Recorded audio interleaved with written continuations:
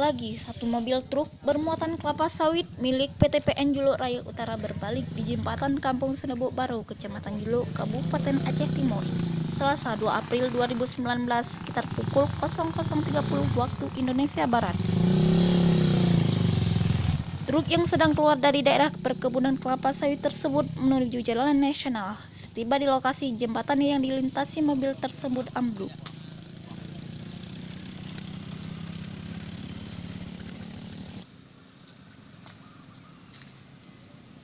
Menurut keterangan warga setempat, tidak ada korban jiwa. Warga berharap kepada perusahaan sawit itu agar segera memperbaiki kembali jembatan tersebut guna terhindar dari bertambahnya korban jiwa.